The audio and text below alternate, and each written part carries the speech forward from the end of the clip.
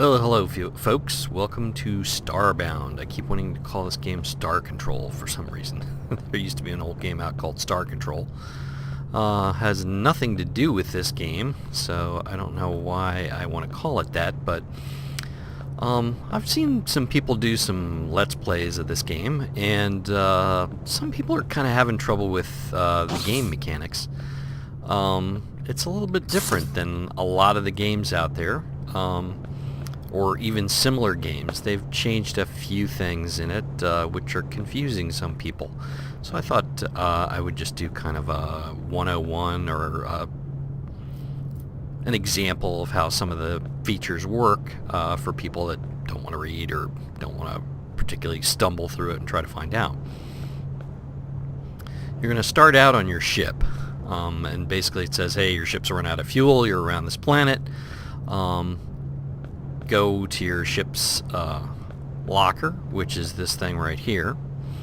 I noticed a lot of people were like trying to get into things. You hit E to open something, but you have to have it highlighted. So basically if you turn your cursor, you'll notice it kind of flashes. If you highlight any of these things, then you hit E, then basically it opens up. And then you can hit E again and it'll close it back up. Now I'm highlighting this. It opens up the locker. Same thing with doors. You open and close doors the same way. Fueling your ship, making your ship go from place to place. Since I'm in the ship right now, I guess I'll just cover how to navigate your ship. Basically, once you come up, you're sitting in this pilot seat, and you just basically hit E, and it'll bring up the map and show you where your current planet is, which is this little planet here. Now you can set that as your home if you want to. Basically, if you want to come back to it easy, if you don't want to find it. Now it'll tell you like this is a gas giant planet, so you can't land on it. This is a forest biome planet. Now if you want to see the rest of the solar system you're in, you basically put your mouse cursor over here and right click, and then it'll show you the rest of the solar system. And then if you want to see wherever you're in this little system right here, if you want to see that one, you just right click on that and it'll show you what planets are there. I'm sorry, left click on it to show you the planets. Right click gets you back out, and then right click again, and that'll get you back out to the main star map. And then you can actually, you're of course in the center here, and then you can click on whatever other star you want to see and click on the various planets. And it will tell you, once you've clicked on that planet, it's going to take you 91 fuel to get to that planet if you want to go there. So if you don't have 91 fuel, which I don't know if my ship's got 91 fuel or not, it does exactly have 91 fuel. Let's see. But I don't want to go anywhere just now. This is basically kind of a ship's computer sort of thing. It'll give you have a 3D printer, you can get tech. This kind of goes on later in the game when you find some of these things.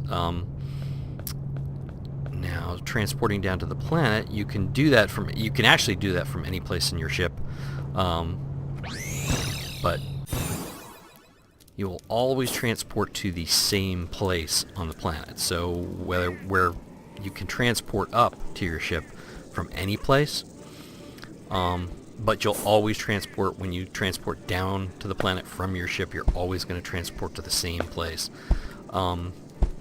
which is, it's kind of convenient from the standpoint that you can transport up to your ship, because if one of the things that can happen to you on this planet is you can start getting to the point where you're freezing to death. Which is one of the only games that I know where the environment tends to be a factor. The environment tends to be a factor, so you can get to the point where you're freezing to death.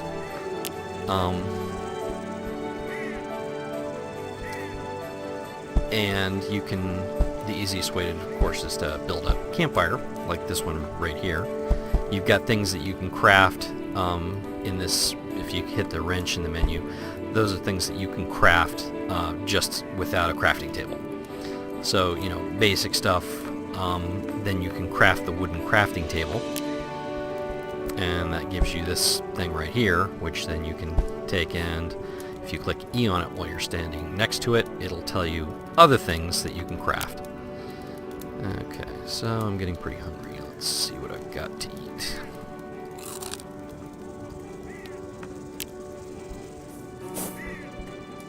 But once you've got yourself a set of basic tools, one of the things about this game is it has kind of foreground and background items on here. And if you look at the pick, when you start, it mines basically for a 4x4 or a 3x3 area at a time. Sorry, 3x3 area at a time. And if you want to run on just a 1 block area at a time, you hold down the Shift key, and that'll just allow you to take 1 block at a time. If you want to take the background, you basically do a right click, and that gives you the background. And if you're placing it, then you're doing exactly the same thing. If you click the left mouse button, you're going to place blocks in the foreground. If you click the right mouse button, you're going to place blocks in the background. And same way with the shift goes. If you're just wanting to place 1 block at a time, you can hit shift and that'll do the same thing. So it'll allow you to just place 1 block at a time. Let's see if we can find any things to cut down on this planet. Or some things to cut us down. Actually, what I need is some plant fiber. Because that's one of the things you need. Plant fiber to craft things like bandages. The only other way to regain health is you create a bed and go sleep in the bed for a while, and that will actually restore some of your health. And of course the beds have different levels to them, so the basic beds restores health slowly. You can craft beds up from that, and that will restore health faster.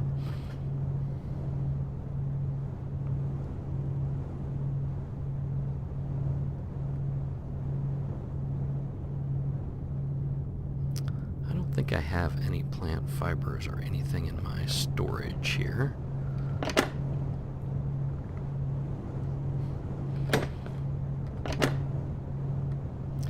Nope, but I do have a tent. I suppose I could put that down as a basic tent.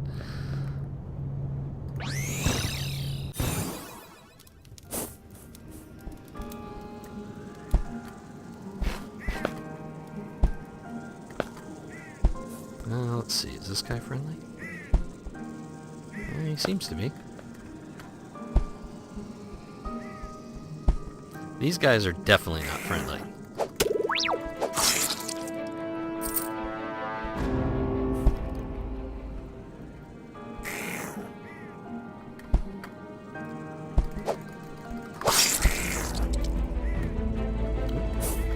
These things, the little blocks that you get, are called pixels. Basically, that's money in the game.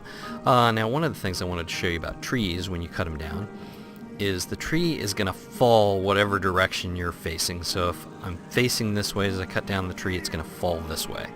If I'm over here facing this way, the tree is going to fall that way. Not that big of a deal, but if like there's a huge hole over here and you don't want all the logs to fall into a huge hole, then you probably want to face the other direction where you're cutting down a tree. But basically it just falls over and you collect the wood, and then you can do things, various bits and pieces with the wood at your crafting table, or you can make basic things out of the wood.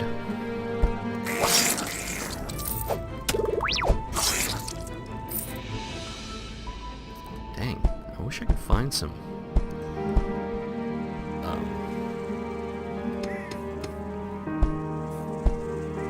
plant fibers here, because without plant fibers I can't make any bandages, and bandages are kind of necessities in this game, because you don't want to go back to your bed and sleep all the time.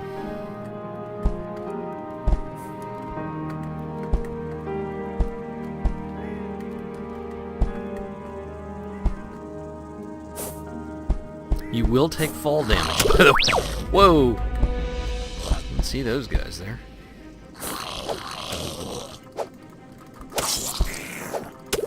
Whoa!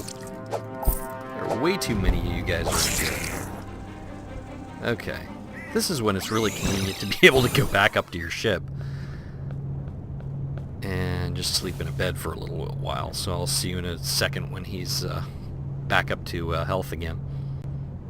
Okay, well, we're back and he's up to full health, so I'm going to beam back down to the planet and see if I can't find any plant fibers, because like I said before, plant fibers are used for making bandages. You need a lot of them in this game.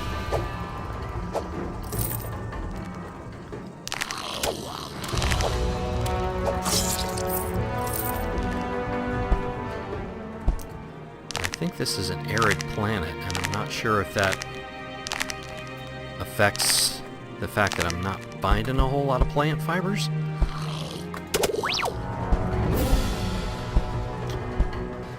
Let's see.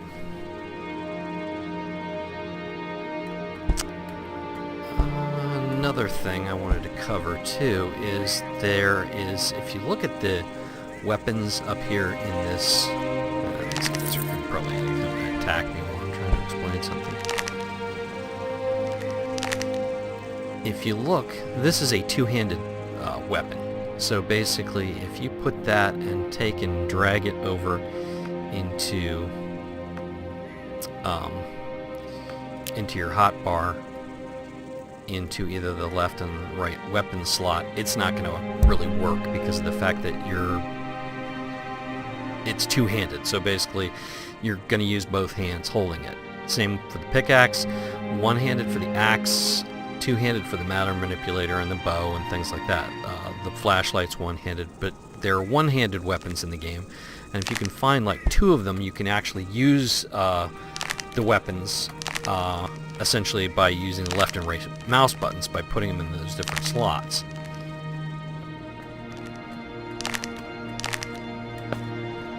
Wow, this is a really tall mountain. Yep, so tall that I can't actually climb it.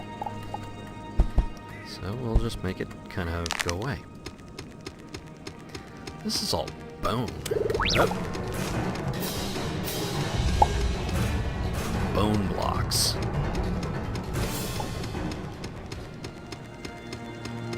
Well, it's an arid planet, alright, I'll tell you. It's nice if you can get places that have lots of sand, or you can mine in sand. It works pretty well because sand is doesn't take anything to mine. What are you guys again?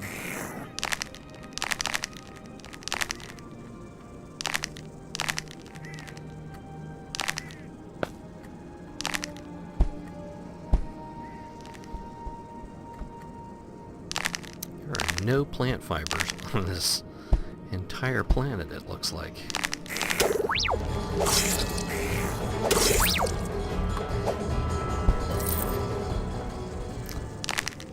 And as you can see, you're going to need plant fibers because you get hurt a lot in this game and you need bandages because you don't want to be sleeping all the time. Let's see, I can't think of anything else that I really wanted to cover here in the game. I just wanted to basically go over some of the basic game mechanics and let you know how to do various things. If you're building, like I say, if you're building something, you want to put a foreground up, you're left clicking, and if you want to put a background up, you're right clicking. And then of course if you want to take the foreground down, you also left click. And if you want to take the background down, you right click. Now, I would like to cover something on one of the planets. You'll encounter a lot of planets that are wet. There'll be water. There's no water on this planet, I'm pretty sure, because it's an arid planet.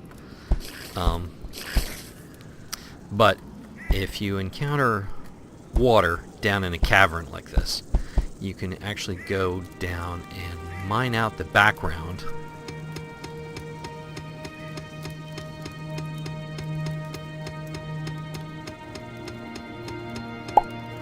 And the water will just drain out that area right back there. Who knows where the water is actually going, but we don't really care. But that's one of the other things I wanted to mention too, because there's a lot of places where you'll run into water underground, and if you want to mine something under there and you don't want to stay underwater a long time, you'd probably want to let the water drain out, and it'll make it a lot easier for you.